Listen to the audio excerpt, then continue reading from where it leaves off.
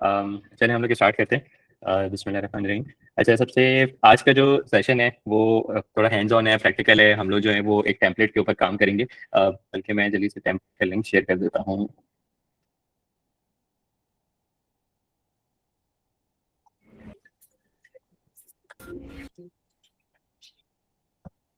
अच्छा, मैंने ना एक टेम्पलेट का लिंक ग्रुप पे शेयर किया है।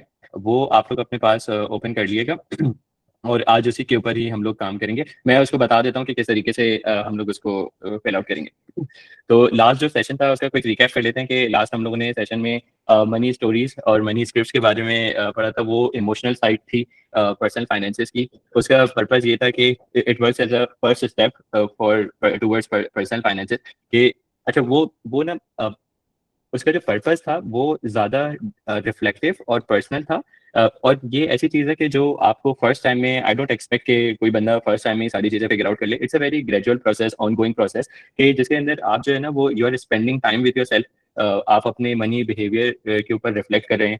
आप अपने डिसीजंस के ऊपर रिफ्लेक्ट कर रहे हैं और आप अपने आप को अंडरस्टैंड करने की कोशिश कर रहे हैं। बिकॉज आप जितना ज्यादा अपने आप को अंडरस्टैंड करोगे, अपने मनी स्क्रिप्ट्स को, मनी स्टोरीज को, द पीपल अराउंड यू, आप उनके बिहेवियर को जितना ज्यादा अंडरस्टैंड करेंगे उतना ही ज्यादा आपको over a period of time awareness develop होती जाएगी regarding your own money stories and your own money script. तो जो वर्कशीट दी थी, it acts as a reflective question है कि जिसके अंदर आप जिसको आप फिल आउट करो। और ऐसा बिल्कुल भी नहीं है कि आपने पहली दफा फिल आउट किया और आपको सारी चीजें पता लग गई कि हाँ यार मुझे तो सब समझ आ गया। ऐसा नहीं है। It should be revised every month या एवरी क्वार्टर। आप उसको रिविजिट करें और आप देखें कि यार what happened in the past few months, what kind of decisions I am making, what kind of money habits am I building. So that acts as a foundation for building a very healthy financial life. तो that was that. आज का जो session है it's more about hands on, थोड़ा सा practical terms के अंदर थोड़े नंबर्स के साथ हम लोग आज काम करेंगे। बजटिंग का देखेंगे, मनी ट्रैप का देखेंगे। तो लेट्स गेट स्टार्टेड। सबसे पहली जो चीज़ है वो ये कि ये चार मैंने सेलिब्रिटीज की तस्वीरें ढूंढ के निकाली हैं। इन चारों में क्या चीज़ कॉमन है? कोई कोई anyone wants to take a guess? They're all actors and singers. नहीं, तो माइक टायसन के तो बाल नहीं है। All चलिए of मैं them are बताता viral in some kind of memes. Some हूँ। All of them. celebrities. हाँ, ये Are that's viral in correct. some kind of memes. They have their specific templates, you know. हाँ बिल्कुल। सो इन दो का तो मैंने राजपाल यादव और निकोलस केज का तो मैंने टेम्पो मीम से ही निकाला। तो मैं बताता हूँ इन चारों में जो है ना वो एक चीज कॉमन ये है कि ये चारों लोग जो हैं इन्होंने बहुत ज्यादा पैसे कमाए एंड दे वेंट ब्रोक और they made very stupid financial decisions which cost them a lot. So Rihanna जो है सबसे पहले, for those who don't know, she is a very popular singer. So इसके इन्होंने अपने करियर के अंदर 1.4 बिलियन डॉलर्स अभी तक कमाए हैं। ये बिल्कुल लेटेस्ट नंबर है, 1.4 billion dollar. But at the peak of her success, so इसकी एक स्टोरी है, बड़ी अच्छी स्टोरी है कि at the peak of her success Rihanna appointed financial advisers. और उन फाइनेंशियल एडवाइजर्स का काम ये था to stop her from getting broke, मतलब कि बहुत ज्यादा खर्चा करने से रोकना। And at the peak of her career she lost 10 million dollars and she was at the verge of going broke. मतलब उसके पास 10 मिलियन डॉलर्स है एंड स्टिल उसके पास जो है ना वो there was never enough, there was not enough money to buy more things. तो she filed a case against her financial adviser कि भाई तुम्हें तो मैंने काम दिया था कि मुझे खर्चा रोकने के लिए। तो उसके फाइनेंशियल एडवाइजर्स ने कहा कि हम आपको कैसे बताएं कि आप जितना ज्यादा खर्चा करोगे ऑब्वियसली एक टाइम आएगा आपके पास पैसे खत्म हो जाएंगे। So that was her story. The second is Nicolas Cage. He's a very popular Hollywood superstar. अभी तो मेरे ख्याल से ये कम ही मूवीज कर रहा है, लेकिन at the peak of his career he made $200 and he lost $150 million. और इसका मेन रीजन था कि जब इसने पैसे कमाने शुरू किए तो and when he was at the peak of his career, उसने mentions and gambling and पता नहीं क्या कुछ करता था and he lost a fortune. मतलब इसने जितने पैसे कमाए he filed for bankruptcy at the peak of his career. The third one is Mike Tyson. Again same thing, $400 million कमाए and $300 million लूज किए। अगर आपने देखा हो इसकी बड़ी पॉपुलर एक फाइट हुई थी अभी रिसेंटली लोगन पॉल के साथ। दैट वाज मतलब उसका रीजन ये था कि he was so broke after making so much money, उसके पास पैसे नहीं बचे थे। That's why he took that fight कि उसके पास कुछ पैसे आ जाए। And the fourth one is बहुत रिलेटेबल है, Rajpal Yadav. Eight the peak of his career उन्होंने 140 करोड़ रुपए कमाए हैं और अभी अगर आप न्यूज देखें तो ही इज इन जेल और he is about to go to jail because उनके पास 18 करोड़ रुपए का उधार चढ़ा हुआ है। बिकॉज इन्होंने एक मूवी बनाने की कोशिश की थी, इट फ्लॉप्ड। उन्होंने बहुत सारे लोगों से पैसे लिए एंड इट फ्लॉप्ड। तो 18 करोड़ का डेट है इनके ऊपर अभी। तो द क्वेश्चन इज के इतना ज्यादा पैसे कमाने के बाद हमारा दिमाग जो है ना वो कॉम्प्रिहेंड नहीं कर पाता कि यार एक बंदा उसके पास 18 करोड़ रुपए सॉरी 140 करोड़ रुपए उसने कमाए और वो 18 करोड़ के नुकसान में चला गया। ये 400 मिलियन डॉलर्स कमाए हैं, वो 300 मिलियन के नुकसान कैसे? मतलब ये हमारा दिमाग जो है वो इस चीज़ को कॉम्प्रिहेंड नहीं कर पाता। हमें ऐसा लगता है कि यार जितना ज़्यादा पैसे होंगे तो हमारे सारे मसले जो हैं वो उससे रिज़ॉल्व हो जाएँगे। ज़्यादा पैसे से मसले सारे रिज़ॉल्व हो जाएँगे। But this thing, this story tells this these 4 people and other countless other people, they tell a very different story. This means कि ज़्यादा पैसे कमाने का ये हरगिज़ मतलब नहीं है कि आप हमेशा फाइनेंशियली सिक्योर होगे। Why? So let me introduce to what is personal finance and why is it so important. Sorry. तो personal finance is all about कि आपकी जिंदगी में पैसा कैसे फ्लो करता है, आपकी जिंदगी में पैसे की क्या इम्पैक्ट है और आपकी जिंदगी में पैसा किस तरीके से एक्ट करता है। तो how how your money is structure, how your life is structured around your money is the field of personal finances. तो इसके अंदर अब डिफरेंस क्या है एक कंपनी के फाइनेंस का और एक पर्सनल फाइनेंस का? तो अगर आप if you are a chartered accountant या आप किसी भी अकाउंटेंसी की पोजीशन के अंदर हैं तो इट्स वेरी इजी किसी कंपनी को देख के बताना कि यार हाँ इस कंपनी ने इतना रेवेन्यू जनरेट किया, इतने इसके खर्चे गए, इसका प्रॉफिट ये हो गया। It's very easy to understand कि यार अगर एचआर में ये फला कॉस्ट कम करेंगे तो हमारे कंपनी के अंदर इतने पैसे बच जाएंगे और ये सारी चीजें। It's very logical, it's very rational, it's very for some people it's very easy to understand company finances and how things are working. At the same time, when it comes to their own finances, it tells a very different story. तो ये क्यों होता है? Because personal finance के अंदर सिर्फ logic नहीं आ जाती, पर्सनल फाइनेंस के अंदर आपकी अपब्रिंगिंग आ जाती है, पर्सनल फाइनेंस के अंदर आपके इमोशंस आ जाते हैं, पर्सनल फाइनेंस के अंदर आपके ह्यूमन बाइसेस आ जाते हैं। जिस तरीके से कल हम लोगों ने परसों हम लोगों ने एक चीज डिस्कस की थी, कन्फर्मेशन बाइस। तो these are very human emotions and अगर so people, human beings like me, like yourself, we don't react rationally when it comes to our own finances. So this is what personal finance is about. It's about कि अपने आप को understand करना, अपने पैसे को understand करना और एंड इट्स वेरी पर्सनल, जब भी उसका नाम पर्सनल है, it would be very different for me and it would be very different for you because आपके अपने फाइनेंसेस, अपने गोल्स, अपनी अपब्रिंगिंग, अपने इमोशंस, अपनी rationality would be very different from mine. तो हो सकता है कि मेरे लिए मैं ये सोचूं कि यार फला चीज़ मेरे लिए किसी हाई रिस्क के अंदर या कोई फाइनेंशियल डिसीजन लेना बहुत आसान हो सकता है and at the same time आपके लिए बहुत मुश्किल हो सकता है। देयर इज नो राइट और wrong in this because my way of looking at things is very different from yours. तो हमें अगेन ये एक नैरेटिव है कि ज्यादा पैसे आएंगे तो प्रॉब्लम सॉल्व हो जाएगा, but that's not the case because the habits are still there, the behaviours are still the same. और मैं आगे एक आपको एक और स्टोरी बताऊंगा। तो so these things, these fundamental things जो आपके एक कह रहे हैं कि पैसे कमाने से पहले जो चीज है वो is still there, it's still intact. तो अगर आपके पास बहुत ज्यादा पैसे भी आ जाएं, it would only be a matter of time के you will drop to the baseline जो आपकी हैबिट्स हैं, जो आपके बिहेवियर्स हैं। तो the punchline here is that you can be very good at managing other people's money and you can be very good at seeing other people's money, how they are managing their money, but when it comes to your own, it would be very difficult and it's very different from what you are seeing. That is why जो आज का session है वो हम लोगों ने ज्यादा practical इसलिए रखा है कि एक चीज अभी मैं आपको बता रहा हूँ, ये सुनना और उसको इम्प्लीमेंट करना अपनी लाइफ में, it's a very huge gap. और जब अपने ऊपर आती है बंदे के, जब अपने पैसों के ऊपर आती है तो जो इमोशंस बबल अप होकर आते हैं, जो बाइसेस बबल अप होकर आते हैं, we want to tackle that. Okay, तो ये एक स्टोरी है। ये सुशील कुमार बंदा है, इसने इंडियन जो कौन बनेगा करोड़पति आता है उसमें 5 करोड़ रुपए जीते थे।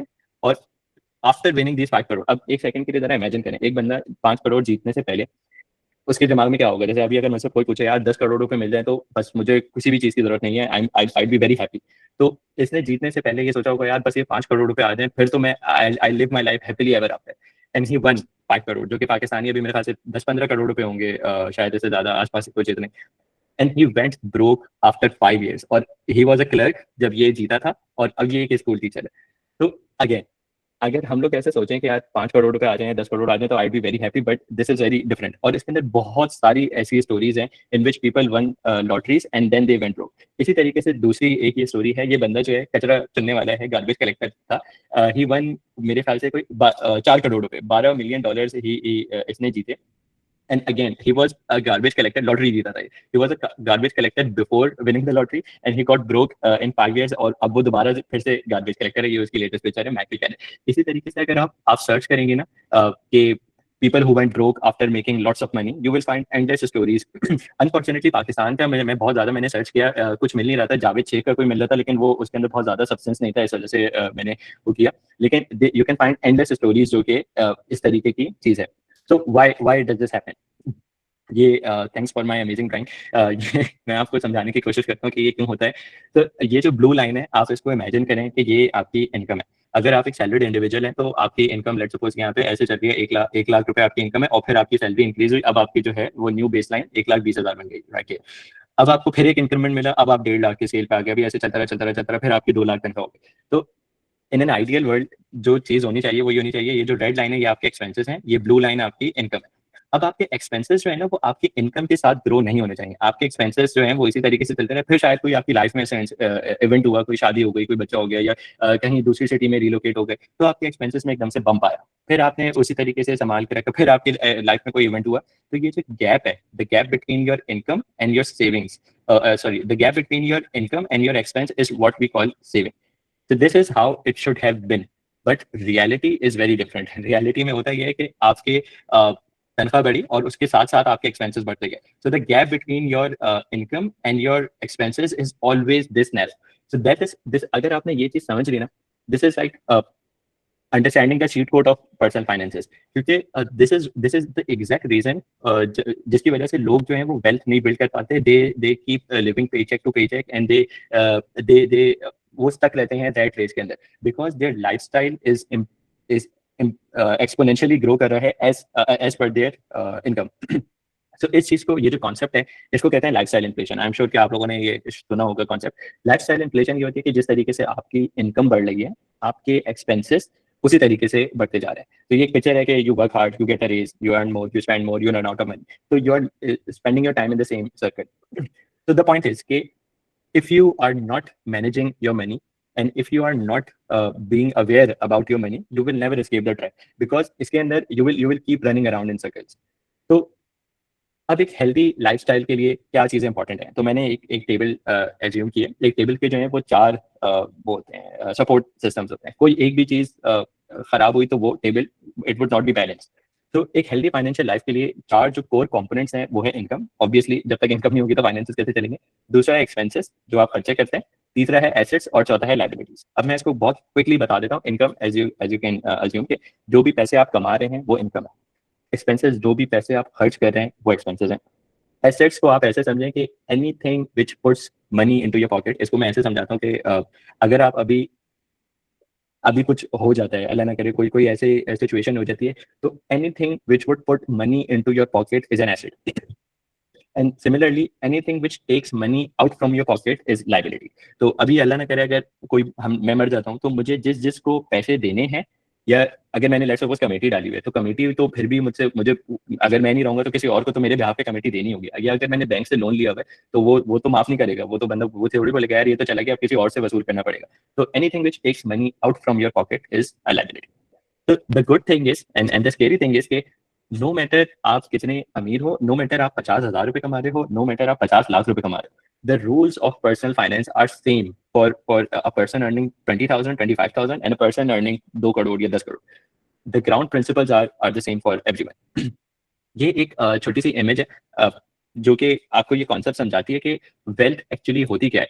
तो हर बंदा जो पैसे कमा रहे हो, अगर आप अभी इस पॉइंट पे पैसे ना भी कमा रहे हो, लेकिन अगर आपको कोई किसी भी किस्म से आपको पैसे आपके हाथ में आते हैं, पैसे आपके जेब में आते हैं, then it's very relevant for you. तो इनकम इज जो भी आपके बकेट के अंदर पैसे आ रहे हैं, एक्सपेंसेस जो उस बकेट से लीक हो रहे हैं, एंड वेल्थ या savings is what is stored in the bucket.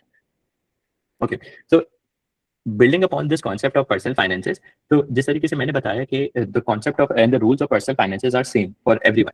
तो पर्सनल फाइनेंसेस के अंदर one of the crucial aspects was the money stories and the money behaviour which we have already covered. The second most fundamental concept is budgeting.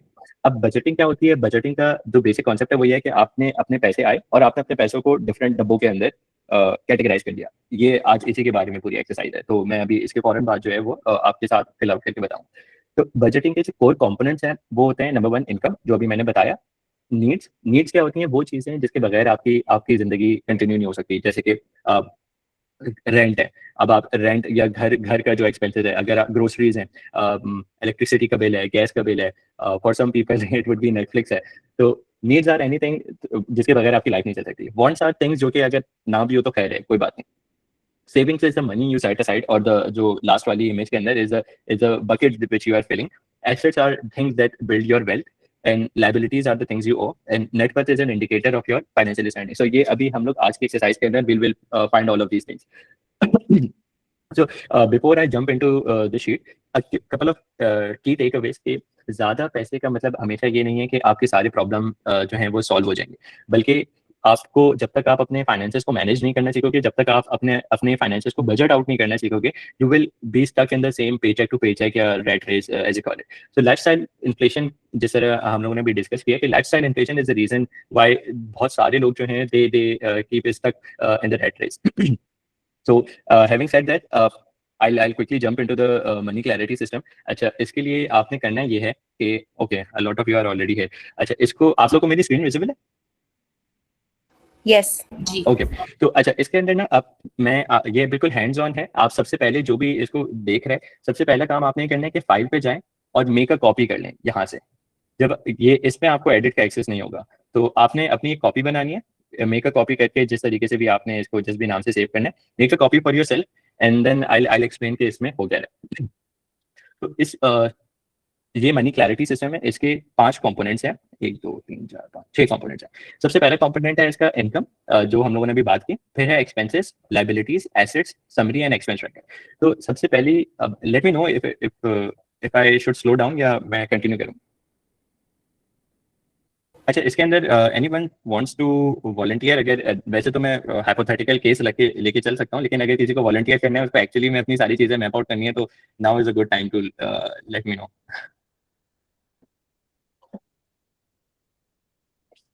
Paika पाइका ने hand raise किया।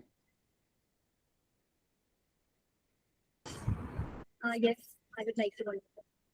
अच्छा, ठीक है पाइका। तो पाइका, सबसे पहला जो कंपोनेंट है इसके अंदर वो है इनकम का। तो सबसे पहली चीज ये, आप मुझे बताएं कि आपकी मर्जी है सिंस यू आर वॉलंटियरिंग, कि सबसे पहले हम लोग ये मैप आउट करेंगे कि वो कौन से एरियाज हैं जहां से आपके पास इनकम आती है। Currently, मैं part time एक job करती हूँ, तो मुझे वहाँ से income आती है and क्या percentage? आपकी आवाज ऑडिबल नहीं है। Currently मैं part time job कर रही हूँ। ओके, सो आप पार्ट टाइम जॉब करती हैं, तो पार्ट टाइम जी। जॉब से आपको इनकम आती है। आप कोई एस्टिमेट बता सकते हैं जो आपकी टेक होम पे है? 30,000। ओके, अच्छा, अब इसके अलावा किसी भी किस्म की आपकी इनकम? इसके अलावा पॉकेट मनी क्या उसपे वो इंक्लूड कर सकते हैं? जी जी, anything, any type of income which you are receiving, किसी भी किस्म से हो सकता है। I guess round about monthly it would be 40,000. 40,000 आपको पॉकेट मनी मिलती है? नहीं the अच्छा, whole 10,000 आपको पॉकेट मनी मिलती है। ठीक है, Yes. तो आपकी टोटल इनकम जो है वो मंथली इनकम है आपकी 40,000। अब हम लोग आ जाते हैं एक्सपेंसेस के ऊपर। अच्छा, बाय द वे, जो वैसे ही फिल आउट करें तो दे कैन टैग अलोंग। आपने इसके अंदर अपनी, अगर कोई यहाँ पे फील्ड मिसिंग है तो आप अपनी फील्ड यहाँ पे एडिट कर लें, और यहाँ पे जो भी आपकी मंथली इनकम है वो आप यहाँ पे लिख के जाएं। अच्छा, second aspect would be expenses. So फाइका, अब आप मुझे बताएं कि आपके खर्चे किधर किधर होते हैं। अच्छा, खर्चों को जो है वो, बिफोर यू कंटिन्यू, खर्चों को हम लोगों ने 3 कैटेगरीज के अंदर डिवाइड किया हुआ है। नीड्स वो चीजें हैं कि जिनके बगैर फाइका आपका गुजारा नहीं हो सकता, they are very essential for you. वो आपका मोबाइल का इजी लोड हो सकता है, अगर आपकी वैन लगी हुई है, या आप कोई किसी भी किस्म की फ्यूल आपकी कंज्यूम होती है, वो चीज हो सकती है। तो आपकी क्या क्या नीड्स हैं एक्चुअल, जिनके बगैर आपकी लाइफ अभी नहीं चल सकती? ट्रांसपोर्ट है और ट्रांसपोर्ट में कितना जाता है आपका? ट्रांसपोर्ट में I guess round about 8 to 10K। हम लोग 8,000 कर लेते हैं। ओके, और इंटरनेट, और इंटरनेट का बिल आप पे करती हैं? यस, अपने जो फोन का इंटरनेट उसका मैं अच्छा, सही है, मोबाइल इंटरनेट कर लेते हैं। मोबाइल इंटरनेट इसमें आपका कितना जाता है? May be 2,000। ओके, सही है। एनीथिंग एल्स जिसके बगैर आपका गुजारा नहीं होता? अब नहीं इसमें ठीक है। अच्छा, अब ये बताएं कि जी जी, मैं खुद पे नहीं करती, बट बाकी बस के अंदर चीजें मैं भी करती हूँ, वो मैंने बताया। ठीक है। इसके अलावा कोई घर पे कंट्रीब्यूशन किसी किस्म की करती हैं कि किसी भी किस्म से घर की कोई contribution? No, but I think needs में इसके अंदर फूड लिखा हुआ है लेकिन क्लोथ्स नहीं लिखा हुआ है। उसमें आवाज मुझे समझ नहीं आई। इसके अंदर ग्रोसरीज एंड फूड लिखा हुआ है लेकिन इसमें ना क्लोथ्स नहीं लिखा हुआ। अच्छा, सही है, वो नीचे लिखा हुआ है क्योंकि बिकॉज उसके बगैर आपकी लाइफ चल सकती है। ओके ओके ठीक है। ओके अच्छा, अब हम आ जाते हैं वांट्स के अंदर। ओके। वांट्स में डाइनिंग आउट, उसमें आप कितना मंथली एस्टिमेट रफली कितना आपका खर्चा होता है? I can't even estimate it, may be like क्योंकि सबसे ज्यादा खर्चा इसी पे हो रहा है आजकल, तो maybe like we can take it 10K तक आई थिंक। माशाल्लाह, जबरदस्त। ठीक है, और कोई सब्सक्रिप्शन कोई नो अच्छा, इसके अंदर जिनको जो वैसे फॉलो अलाउ कर रहे हैं, अगर आपको मंथली एस्टिमेट करने में मुश्किल हो रही है ना, तो आप ऐसे रफली लगा सकते हैं कि यार साल में तो मैं 10-20 हज़ार की शॉपिंग कर ही लेती हूँ या 40 हज़ार की शॉपिंग कर लेती हूँ। तो वो नंबर आप लिख के 12 से डिवाइड करेंगे तो आपको एक मंथली एवरेज मिल जाएगा कि यार एस्टिमेट मंथली मेरा इतना खर्चा होता है। अब जैसे ट्रैवल एंड ट्रिप से ये कोई हर महीने तो बनना नहीं चाहता, लेकिन किसी किसी का होता है कि यार हम लोग ना हर साल पाकिस्तान टूर पे जाते हैं, तो हमारा रफली 2-2.5 लाख का खर्चा होता है, तो आप उसको डिवाइड करके अपने एक एवरेज आउट कर सकते हैं। जी, फायका, तो आपका जो है वो सबसे ज़्यादा खर्चा खाने-पीने पे हो रहा है। उसके अलावा मैं एक साल में 2 ट्रिप्स करती हूँ, तो I let me divide monthly पे, तो फिर मैं बताती हूँ आपको। यस, मंथली अगर हम करें तो वो 3000 बन रहा है, trips, travels and trips. Very nice. और क्लोथ्स को भी हम आई थिंक मंथली तो मैं नहीं लेती, but I do buy monthly या ट्राई मंथली, तो उसके लिए भी I think we can calculate to 3000। नहीं ठीक नहीं, है, बल्कि 5000। नो, इट्स लाइक, एक minute, let me calculate that. I think 3000 is fine, क्योंकि मैं हर महीने तो नहीं ले रही। ठीक है। अच्छा, इसके अलावा फायका, आप कमिटी कोई डाली हुई है आपने, या किसी भी किस्म की आपकी सेविंग्स हैं, कैश, सॉरी, ये वो अमाउंट है जो आप हर महीने डालती हैं, तो आपने कोई कमेटी वगैरह डाली हुई है? नहीं, कमेटी नहीं डाली, but I try to save at least 5 to 7,000 अपने बैंक अकाउंट में। ठीक है। दैट अच्छा, बैंक काउंट्स। अकाउंट के अंदर, ओके, सही है। तो आप 7,000 जो है वो बैंक अकाउंट के अंदर सेव करते हैं। अच्छा, अब यस। ये हम लोगों ने सारा मैप आउट कर दिया, आपके इनकम, आपके एक्सपेंसेस। तो अभी आपका जो है वो 33,000 का मंथली एक्सपेंस है, which is about 82% of your total income. अच्छा, अब इसमें आप आ जाएं कि लाइबिलिटीज क्या क्या है। अच्छा, आपने कमेटी नहीं डाली हुई, वरना यूजुअली यहाँ पर आता है। अच्छा, आप बल्कि वैसे ही बता दें, आपकी कोई लाइबिलिटी है, किसी को पैसे देने हैं, किसी दोस्त से उधार लिया हुआ हो, या कोई एनीथिंग, कमेटी वगैरह कोई डाली हुई हो? अभी एट द मोमेंट तो मैंने किसी का कोई उधार नहीं लेना, और मैं कोशिश करती हूँ कि मैंने ना ही किसी का कोई उधार देना हो, तो इसमें से I think at the moment मेरी लायबिलिटी कोई भी नहीं है। वेरी नाइस, जबरदस्त, माशाल्लाह, ये तो प्राइड हो गया। अच्छा, इसमें for those who are following along, जो कमेटी कंट्रीब्यूशन है, तो यहाँ पे अगर आपने कोई कमेटी डाली हुई है ना, तो यहाँ पे वो नंबर आ जाएगा। लेट्स सपोज के 5,000 की या 10,000 रुपए की आपने कमेटी डाली है, और अभी आपका जो है नंबर नहीं आया, लेट्स सपोज के 1 लाख रुपए की कमेटी है 10 महीने की, तो यहाँ पे आप जो टोटल अमाउंट कोड है वहां पे आप लिखेंगे 1 लाख रुपए, क्योंकि ये 1 लाख रुपए वो हैं जो आपको देने हैं। अगर आप लोग कमेटी का कॉन्सेप्ट सही समझते हो, तो कमेटी का कॉन्सेप्ट होता है कि आपने जो फ्यूचर में से पैसे आज ले लिए, अब आपने 1 लाख रुपए थे, आपने 10-10 हज़ार रुपए करके देने थे, तो आपने आज ही 1 लाख रुपए ले लिए, और आप वो 1 लाख रुपए 10-10 हज़ार रुपए करके हर महीने वापस करें। तो अगर आपने कमेटी डाली हुई है, तो यहाँ पे वो टोटल अमाउंट आ जाएगा जो अभी देना बाकी है, और यहाँ पे वो नंबर आ जाएगा जो आप अभी पे करेंगे मंथली। तो ये वाला नंबर और ये वाला नंबर दोनों बराबर होंगे। ओके, पाइका के केस में ये एग्जिस्ट नहीं करता, तो इसको हम लोग बंद कर देते हैं। अच्छा, अब ये बताएं पाइका कि अभी आपकी करंटली कोई सेविंग्स है, जिस तरह आपने बोला कि आप बैंक के अंदर सेव करती हैं, उसमें कोई यस। कोई आपका अभी अमाउंट है जो आप बताना चाहती हैं, किसी भी किस्म का आपका गोल्ड, डॉलर्स, एनीथिंग जो अपने पास सेव किया हुआ हो? बैंक बैलेंस के अंदर 50 है। ओके। गोल्ड मेरा अपना तो नहीं है आई गेस, और there is a bike that is in my name, but अरे आई वाह। डिडंट बाय कौन? इट। अच्छा, आपने बाय नहीं की? नहीं चलिए, की। हम लोग डाल देते हैं, कौन सी बाइक है? It's an electric bike. Right. Very nice. चलिए, हम लोग उसके एस्टिमेट कॉस्ट ले लेते हैं 185। ओके। ठीक है, इसके अलावा कोई कमेटी आपको रिसीव हुई भी हो, कमेटी या बिजनेस हो? No no, I don't think okay. इसके अलावा। अच्छा, अब for those who are following along, इसके अंदर अगर आप अपने पास जैसे तो ये डिपेंड करता है कि आप कितना ज़्यादा डीप इसके अंदर जाना चाहते हैं। अगर आप बिल्कुल एक्यूरेटली अपनी पिक्चर को रिकनसाइल करना चाहते हैं, तो इट वुड बी बेस्ट कि आप अपने बैंक अकाउंट्स और सारी चीज़ें खोल के बैठें, और उसमें आप अपना कैश इन हैंड लिखें कि आज आपके पास कितना कैश है, कमेटी के अंदर हो सकता है, किसी भी किस्म के अंदर हो सकता है, बैंक बैलेंस कितना है अक्रॉस, अगर मल्टीपल बैंक्स हैं, गोल्ड का आप अमाउंट एंटर करें तोला से मल्टीप्लाई करके कि कितना गोल्ड है, अगर डॉलर्स हैं, रियल एस्टेट प्रॉपर्टी, जो भी चीज़ है, the thing here is to be very accurate about what assets are you owning as of now.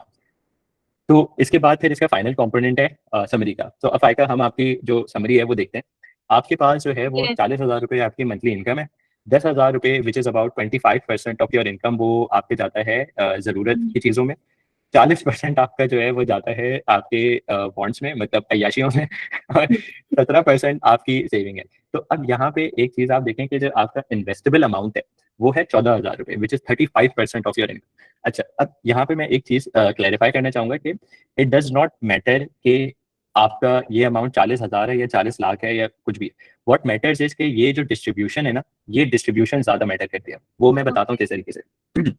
Because अगर आप, तो जो मैंने रिहाना की स्टोरी और निकोलस केज की स्टोरी बताई, आपको क्या लगता है कि उनके जो है वो नीड्स होंगी मेंशन लेना या गैम्बलिंग करना या एक्सपेंसिव गुची के बैग्स लेना या परफ्यूम्स लेना? They are their wants. So सबसे जो क्रिटिकल चीज होती है वो ये होती है कि एज द इनकम ग्रोज, लोग जो है वो अपनी वांट्स को अपनी नीड्स में कन्वर्ट कर लेते हैं, और उसकी वजह से होता क्या है कि this number keeps on shooting up. And होता क्या है कि when this number keeps on shooting up, you can never save your money or invest your money so you can build wealth. अच्छा, अब यहाँ पे ये जो इन्वेस्टेबल अमाउंट है, this number is very critical, क्योंकि ये नंबर वो है जो बताता है कि यार आप कितना सेव कर सकते हो और आप कितनी जल्दी अपनी वेल्थ को बिल्ड कर सकते हो।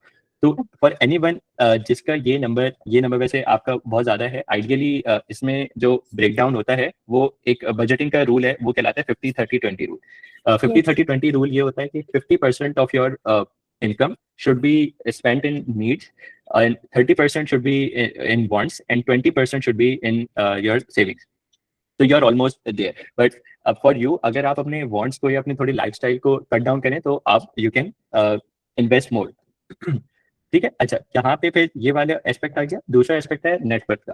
सिंस आपकी कोई लाइबिलिटी नहीं है, तो अभी एट दिस पॉइंट अगर आपकी नेटवर्थ हम लोग कैलकुलेट करें तो आपकी नेटवर्थ बनती है 2,35,000 rupees, which is the assets you are owning right now. तो अगर आपको अभी इस पॉइंट के ऊपर कोई इमरजेंसी होती है या किसी भी किस्म की चीज होती है, this is the number which you have right now.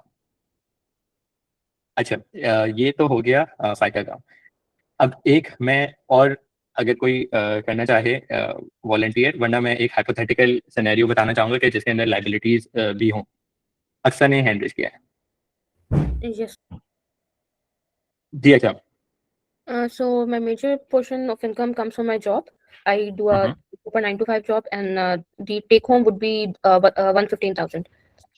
Okay, इसके And अलावा कोई आपकी इनकम? इसके अलावा consulting में you can say, but it's a you can quarter kind of income. Quarterly आती है? Not quarterly, but for 3 months I do the consulting, and it's usually around, on aggregate you can on monthly you can write 10,000. Basically, I'm a tax manager, so I do in the, you can say, the SCCP, the returns and all those things. अच्छा, अच्छा एक बात बताइएगा, so very nice कि आप tax manager हैं। इससे पहले आपने कभी एक्सरसाइज की है अपने अपने साथ? Exercise like this? Yes. No, no.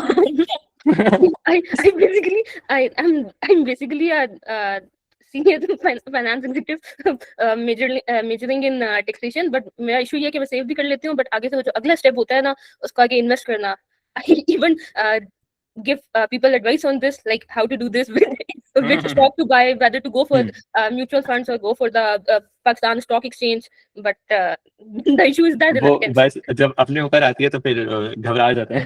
No, नहीं, वेरी वेरी ट्रू। ज्यादा मैं वो स्टेप नहीं ले पाती। मेरा इशू सारा ये है कि मैं लाइक सेव, मुझे सेविंग में भी इशू नहीं होता, मैं सेव भी कर लेती हूँ, but it's just sitting in my bank account, nothing else.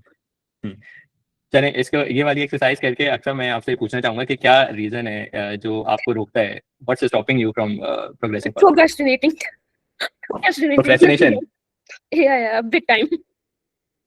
चलेंगे, इसको भी, इस वाले मसले को भी हल करेंगे इंशाल्लाह। अच्छा, सो आपकी monthly estimated monthly income is around 100। Take home salary would be like, मैं उसमें से टैक्स और बाकी जो डिडक्शंस वगैरह होती हैं वो निकाल के आपको 115 बता रही हूँ। मैं आपको ग्रॉस नहीं बता रही, नेट बता रही हूँ। नहीं, ये बहुत अच्छा है। नेट नेट ही इसके अंदर होना चाहिए, बिकॉज ऑब्वियसली बाकी पैसे तो इसमें हो जाता है। सो कंसल्टिंग को आप 15,000 करें, कि मुझे एग्जैक्ट उसकी मेरे पास वो शीट बनी हुई है जो मैंने लास्ट ईयर का किया था, लेकिन मुझे अभी एग्जैक्ट उसका याद नहीं है, मैं बस एस्टिमेट बता रही हूँ आपको। ओके ओके, सो 130,000 आपका इनकम हो गया। अब हम लोग एक्सपेंसेस आपके मैप करते हैं। तो अब आप मुझे बताते जाएं कि आपकी वो एक्सपेंसेस बताएं कि जिसके बगैर आपकी जिंदगी अधूरी है, चल ही नहीं सकती आगे। यही नेट पैकेज ये मंथली 1650 समथिंग का होता है वो। ओके। और ये ट्रांसपोर्ट में 5500। ओके, 5500 आपके कम्यूट में आ गया। एंड एजुकेशन फी लाइक ये मुझे एग्जाम फीस देनी होती है, लाइक मंथली वो नहीं आ रही, रिकरिंग नहीं है, बट ये आती है 2-3 महीने बाद। सो कितनी आती है? ये लाइक पर पेपर 13,000 समथिंग आती है। तो इसको आप हर 2 महीने के बाद आती है? हाँ, बट ये हमेशा लाइक फुल ऑन नहीं है, जब मैं अटेम्प्ट करना चाहूँ सिर्फ तब लगती है, लेकिन अच्छा, तो हम इसको एक काम करते हैं, हम इसको एवरेज कर लेते हैं, हाँ 60 एवरेज 6500 का हम लोग एवरेज कर लेते हैं। हाँ, या दैट वुड बी बेटर, या सही है। सो ये आपकी बिल्कुल एसेंशियल चीज़ है, इसके बगैर आप ज़ाहिर सी बात है आगे नो नहीं फॉलो। 5,000 मैं घर में भी देती हूँ। ठीक है, इसको हम कर देते हैं होम कंट्रीब्यूशन 5000। सही है। तो आपके ये हो गए नीड्स, मोबाइल का internet, commute, education and home contribution. अच्छा, इसके बाद हम लोग आ जाते हैं बॉन्ड्स पे। हाँ, डाइन आउट का ये आप कर लें, ऑन एवरेज आप 6,000 लगा दें, ठीक है, बिकॉज वंस अ मंथ और ट्वाइस अ मंथ होता है। सही है। और एंड इसके अलावा नेटफ्लिक्स का ये ऑटो पे मेरा 1,500 शायद चल रही है। 1250 हाँ 1150 है। या 1150 वो 5 वो ऑटो पे डिडक्ट हो जाता है, सो हाँ, ये हमारे साथ भी ये मसला बहुत बड़ा है। मसला है, ये बहुत बड़ा मसला है। सही है। एंड शॉपिंग पे ऑन एवरेज 5। एवरेज 5000 सही है। Travel and trips 80 and by okay on monthly 7 7000 सही है। मुझे एनीथिंग एल्स? ये थोड़ा कम होता है, बट मैं सिर्फ 2 पिक्चर सिलेक्ट करने के लिए आपसे पूछना चाह रही हूँ कि इसको भी इंक्लूड करना चाहिए, कि मुझे मतलब थोड़ा सा ना परफ्यूम वगैरह इन चीज़ों में इंटरेस्ट है, तो मेरा हाँ हाँ, एनीथिंग। एक महीने या कपल ऑफ मंथ्स के बाद ना मैं कोई डिकन से कोई चीज़ मंगवा लेती हूँ, तो उसमें भी मेरा लाजमी लगता है, बट हाँ हाँ, वो बिल्कुल बिल्कुल उसमें जाएगा ना वांट्स में, बिल्कुल बिल्कुल ऑब्वियसली। तो वो आप अराउंड 5 to 8,000 कर लें, 8000। 5,000। बेसिकली ये डन। हर मंथ इतना नहीं होता, बट हम्म। 2-3 महीने आप बाद उसको एवरेज करके बता देना, हाँ हाँ, एस्टिमेटेड इतना ज्यादा इम्पल्सिव होता बेसिकली इम्पल्सिव बाइंग होती है, तो है। उसको हाँ, तो उसको अगर हम स्प्रेड आउट करेंगे तो वो थोड़ी कम लगेगी हम्म, बस। ठीक है। अच्छा, इसके अलावा आपका सेविंग्स का सेविंग्स क्या है? आपने मैंने जो आप कोई हर महीने कुछ डिविडेंड्स या करती हैं। एसेट्स उसमें मैंने कुछ नहीं डाला हुआ, ना ही मैंने पर मंथ अपना कोई वो रखा हुआ है, एम रखा हुआ है। लेकिन हाँ, रिसेंटली जो आप कमेटी की बात कर रहे थे ना, ये हम्म, जनवरी में मेरी एक कमेटी खत्म हुई थी, बट अभी करंटली मैं कोई चीज़ नहीं डाल रही, तो अच्छा, मैं करंटली आपकी कोई कमेटी नहीं चल करंटली रही? नहीं डालती, मेरी जनवरी में खत्म हुई थी, ओके, सही है। बट तो मैं ये अभी आप डालती किसी रहती भी हूँ, लाइक सही अभी नेक्स्ट 1-2 महीने बाद मैं फिर कुछ होगा तो मैं कर लूंगी।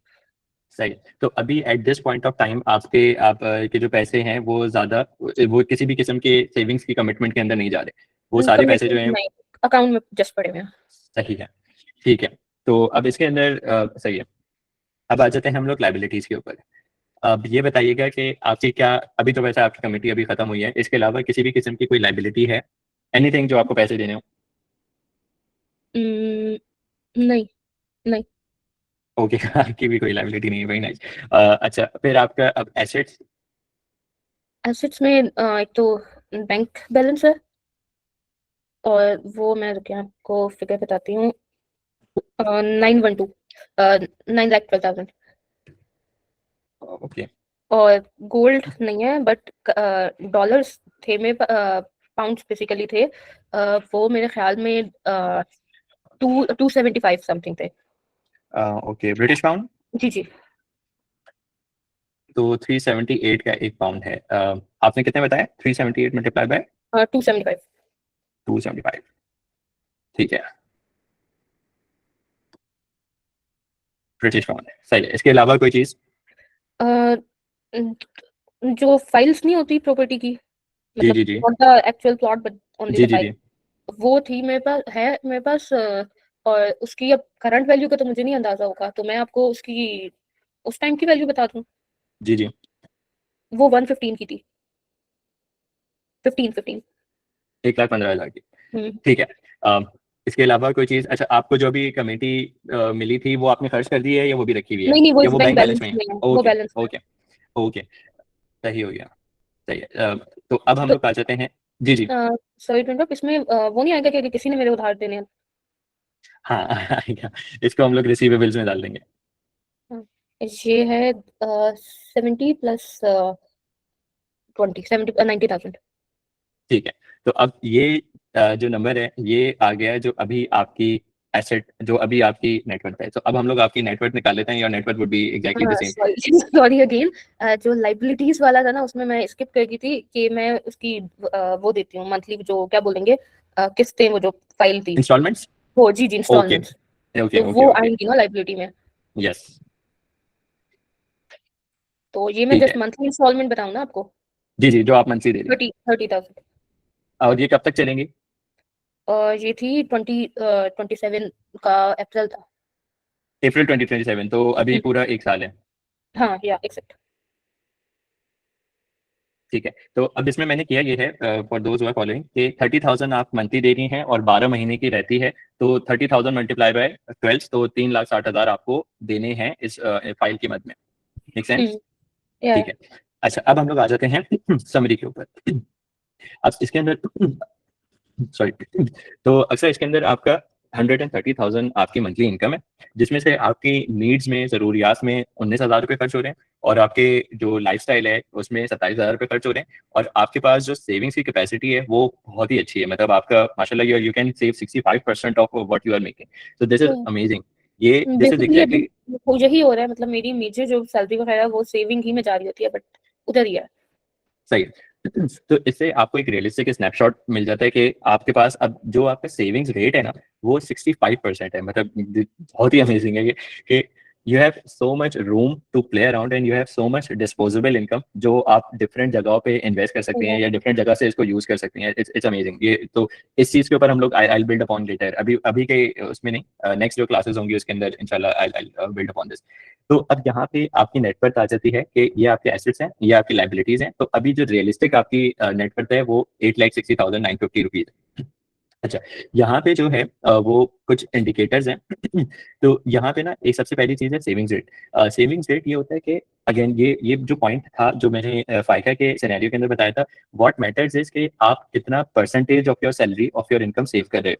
बिकॉज अगर आपके पास 1 करोड़ रुपए भी आप कमा रहे हो ना, लेकिन आपका जो खर्चा है वो सॉरी आप जो है वो सेव नहीं कर पा रहे, आपका सेविंग्स रेट जो है वो 10% भी नहीं है, 20% भी नहीं है, इवेंचुअली कोई लाइफ की कोई ऐसे सर्कमस्टेंसेस आएंगे कि यू विल गो ब्रोक। कोई आपको सैलरी जॉब से निकाल देगा या कोई अल्लाह ना करे कोई ऐसी इमरजेंसी हो जाएगी, तो it will all come crumbling down. So what matters है कि आप किस रेट के ऊपर सेव कर रहे हो। अच्छा, डेट टू इनकम रेशियो ये होता है कि आपने जो पैसे कमाए वो पैसे कितने परसेंट पैसे आपके जा रहे हैं आपकी लाइबिलिटीज को पे ऑफ करने में। फॉर यू इज 23%, 30% से कम ये बहुत अच्छा एक नंबर होता है। बाकी इन्वेस्टेबल अमाउंट तो आपका बहुत ही अमेजिंग है। और यहाँ पे एक सजेशन होती है, ये वैसे मैं जो नेक्स्ट इंशाल्लाह जो क्लास होगी उसके अंदर मैं ये वाला इमरजेंसी फंड वाली चीज डिटेल में बताऊंगा, बट एक इसको मैं यहाँ पे एक्सप्लेन कर देता हूँ कि होता क्या है। तो इमरजेंसी फंड ना बेसिकली ये होता है कि आपका जो किचन इनकम होती है, जो आपकी नीड्स होती हैं, वो अल्लाह ना करे कोई ऐसी फाइनेंशियल सिचुएशन आ जाए कि आप नहीं अर्न कर पा रही, या कोई भी ऐसी चीज आ जाए कि कोई मेडिकल इमरजेंसी आ जाए, कोई ले ऑफ हो जाए, तो आपके हाउस होल्ड एक्सपेंसेस ना डिस्टर्ब हो, इसलिए एक कॉन्सेप्ट होता है इमरजेंसी फंड का, which is different for different people. लेकिन अब जैसे आपके लिए to run your kitchen income, आपको अगर 3 महीने का आप अल्लाह ना करे कोई मेडिकल इमरजेंसी हो गई, तो 3 महीने तक आपके हाउस होल्ड एक्सपेंसेस डिस्टर्ब नहीं होंगे, आपकी नीड्स, आपकी जो जरूरियात है जिंदगी की चीजें वो वैसी चलती रहेंगी। इसके लिए आपके पास 1,37,400 रुपीज होने चाहिए एज योर इमरजेंसी फंड। ये है 3 मंथ्स ऑफ योर एक्सपेंसेस। कोई बंदा कहेगा कि नहीं यार मुझे ना एक्स्ट्रा सेफ्टी चाहिए, मैं चाहता हूँ कि 6 महीने तक के लिए मुझे कोई मसला ना हो, मैं जॉब छोड़ भी दूँ या कोई इमरजेंसी भी हो जाए, मैं 6 महीने तक मेरे किचन एक्सपेंसेस चलते रहने चाहिए। So that number would be 2,74,800। यहाँ तक फॉलो करें। अच्छा, यस। सो ये आपका बन गया एक्सपेंस ट्रैकर। मैं आखिर में बताऊंगा कॉल के। तो अक्सर thank you for sharing this. आप इस शीट को अपने हिसाब से भर सकती हैं। अच्छा, यहाँ पे अभी मैंने जानबूझ के एक्स्ट्रा जैसे इन्वेस्टिंग या इन पैसों का करना क्या चाहिए 84,200 का, ये जानबूझ के अभी का स्कोप नहीं है इस कॉल का। ये जैसे हम लोग आगे बढ़ते जाएंगे तो मैं करता जाऊंगा। तो अब आप लोगों के लिए होमवर्क ये है कि सबसे पहले आपने जाके ये खुद अपना फिल आउट करना है, और अगर इसके अंदर किसी को कोई प्रॉब्लम होती है कि किसी के जैसे लाइबिलिटी बहुत ज्यादा है, एसेट नहीं है, या किसी के एक्सपेंसेस बहुत ज्यादा है, इनकम इतनी नहीं है, तो वो सारी हम लोग जो सैटरडे को हमारी कॉल होगी उसके अंदर आप केस टू केस डिस्कस कर सकते हैं। अच्छा, अभी मैं थोड़े से क्वेश्चंस देख लेता हूँ। Nida Shahid, could you please explain how you are averaging out? जी माहम। सर आप दूसरा क्वेश्चन पहले आंसर कर लिया। सॉरी, आप दूसरा क्वेश्चन पहले आंसर कर लेंगे, अभी आपने वो चार्ट से ओके करा ओके। था। अच्छा, सही है। निदा, एवरेजिंग का मतलब ये होता है कि अब जैसे आपने एस्टिमेट, आपको पता है कि यार मेरा ना मैं 25-30 हज़ार 50 हज़ार रुपए की शॉपिंग करती हूँ पूरे साल में, या 50 हज़ार रुपए का डाइनिंग आउट करते हैं, तो ये आपकी है साल की कॉस्ट। ईयरली कॉस्ट है आपकी 50,000। तो अगर आप उसको डिवाइड करेंगे 12 से, तो एक एवरेज आ जाएगा कि ऑन एवरेज आपका 4,500 रुपए का 4,200 रुपए का खर्चा होता है। तो अगर आपको अपना, ऑब्वियसली ये मंथली कॉस्ट तो शॉपिंग की कोई नहीं, 3,000 रुपए की तो कोई नहीं हर महीने शॉपिंग करता है, जाहिर सी बात है। आप बंदा शॉपिंग करते हैं 10-15 हज़ार की, 30 हज़ार की, तो आप उसको एक नंबर इमेजिन करके आप उसको एवरेज आउट कर लेंगे। ये है कॉन्सेप्ट एवरेजिंग का। जी मैम। मुझे ये पूछना था कि जिस तरह कुछ कभी कभार अगर आपने कोई कोर्स लिया है, लाइक वो कोर्स आपकी पर्सनल वैल्यू किस तरह इंक्रीज कर रहा है, नॉट नेसेसरली लाइक फाइनेंशियल उससे या लाइक बिजनेस पर्सपेक्टिव उससे, लाइक इवन अगर आपकी एजुकेशन वगैरह के उसमें है, तो वो would that count as an investment, या investment which really only be like cash return के सेंस में, like not speculate but like tangible, या फिर इवन अगर आप आपको लाइक डिजिटली किसी तरह की वैल्यू इंक्रीज कर रहा है, is it just for that, and फिर एक्सपेंस जाएगा कहाँ पे? राइट, अच्छा। So very very nice question. देखिए, ये जो अगर हार्ड कोर टर्म्स के अंदर आप रखें ना, तो assets are anything which puts money into your pocket. तो if you are buying a course on copywriting और वो 50,000 का कोर्स है, तो it is increasing your potential to earn more. But वो कोर्स बेच के, अगर आप वो कोर्स बेच के पैसे आ सकते हैं, तो that would count as an asset, वरना तो that would count as a expense. But the point, I understand your point के, तो यहाँ पे ना एक चीज ये आ जाती है कि बंदा अपने आप पे एक्सपेंस, सॉरी, अपने आप पे जो इन्वेस्टमेंट कर रहा है वो किस हेड के अंदर जाएगी। तो अगर आप, इट डिपेंड्स अपॉन यू। जैसे मैं पर्सनली जो चीजें करता हूँ, जैसे मैं अगर किताब वगैरह लेता हूँ, आई कंसिडर दो थिंग्स एज एसेंशियल, कि वो नीड्स के अंदर मैं उसको काउंट कर लेता हूँ। और मैं अक्सर ऐसा भी करता हूँ कि जो भी लर्निंग की सारी चीजें होती हैं उसको नीड्स के अंदर काउंट करके मैं उसको वैसे मैनेज कर लेता हूँ। बट अगर आप उसको वैसे लेके चलना चाहते हैं, तो again it it depends upon you. अगर आप उसको एज अ एसेट काउंट करना चाहते हैं, तो आप उसको एज अ एसेट काउंट कर लें, but that would not give you a very realistic picture of your network. Right, I think that would be more feasible अगर आपका like in the short term कोई plan है, या फिर like actually like आपको like आपका cash return किसी तरह हो रहा है उससे, या फिर like आपके earning potential हाँ, increase होके and you're actually applying that, तो फिर there would be asset, वरना I like the yes, approach के जो put it as a need instead. Yes. ऐसी चीजों को आप, you can count as essential, क्योंकि ऑब्वियसली कि ऐसा तो नहीं है कि आप हमेशा ही 50,000 या 100,000 या 200,000 के सैलरी ब्रैकेट पे रहोगे। यू वुड वांट कि यार मैं अपनी इनकम के पोटेंशियल को बढ़ाऊं, so you can consider those things as essential expenses. Okay, thank you. जी Nida.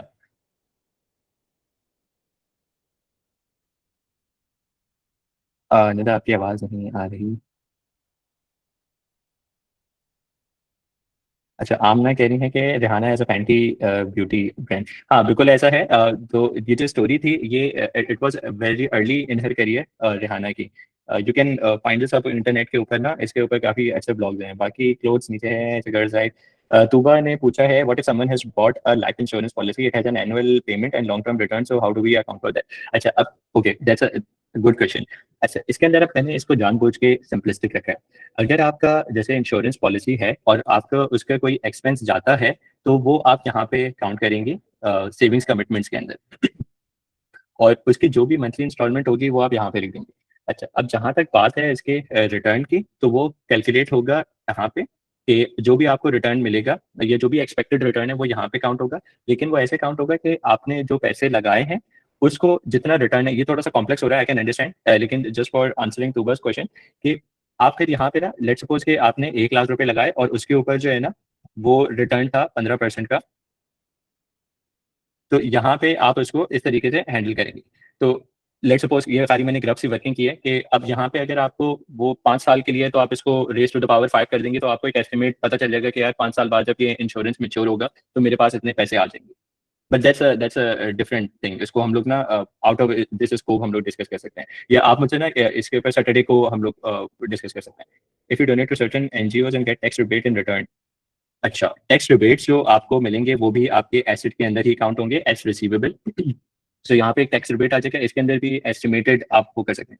Okay, so the goal here is to estimate a rough picture of your finances, a rough snapshot of your finances, so you have clear visibility कि आपके expenses क्या हैं, आपकी income क्या है, आपके पास कितने assets हैं और आपके liabilities क्या हैं, और उसकी एक summary जो कि आप यहाँ पे देख सकते हैं। Anything else, वो ताकि मैं expenses पे आऊँ? I hope this answers your question, Tuba. Okay, so मैं आगे बढ़ता हूँ एक्सपेंस ट्रैकर पे। अच्छा, एक्सपेंस ट्रैकर जो है ये आप लोगों का होमवर्क है। होमवर्क ये है कि इसमें आपने ये करना है कि अगर आप ऑलरेडी एक्सपेंसेस ट्रैक कर रहे हैं तो वेरी नाइस, लेकिन अगर आप नहीं कर रहे तो ये एक टेम्पलेट है। इसके अंदर आप ये लिखेंगे जो भी आपके खर्चे हो रहे हैं starting from today Thursday, next Saturday तक आपने जो भी खर्चे करने हैं वो आप इसमें ट्रैक करें। अगर आप इसमें जैसे डायरेक्टली नहीं ट्रैक कर सकते तो किसी नोट्स की ऐप में किसी भी तरीके से आपने अपने खर्चों को ट्रैक करना है कि मैं कहाँ कहाँ खर्चा कर रही हूँ और किन किन कैटेगरीज के अंदर खर्चा कर रही हूँ। तो लेट्स सपोज कि अभी है 16, तो आप गए इम्तियाज और इम्तियाज से जो है वो ग्रोसरी शॉपिंग की। अब ये आपका आ गया नीड्स में और ये आ गया ग्रोसरीज में। सो इसके अंदर डिफरेंट कैटेगरीज बनी हुई है। अगर नहीं है तो आप अपने हिसाब से कैटेगरी बना सकते हैं, कोई प्रॉब्लम नहीं। और आपने खर्चा किया 5,000 रुपये का और पेमेंट किया आपने कार्ड से।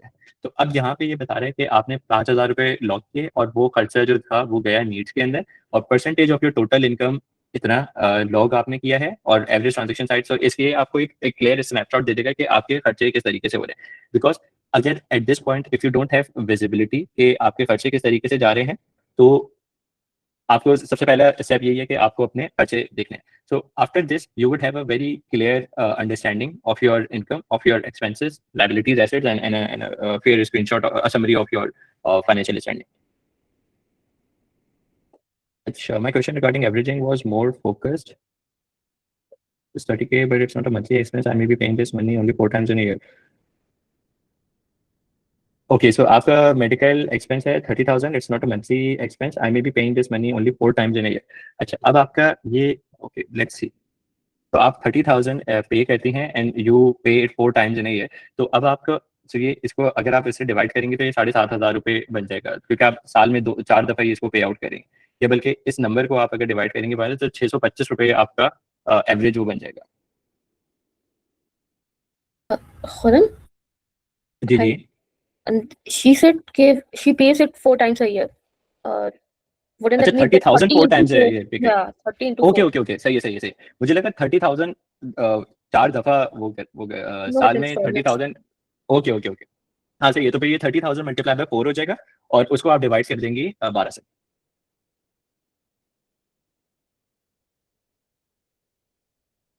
ओके, तो यहाँ पे किसी का कोई सवाल है? एनीथिंग?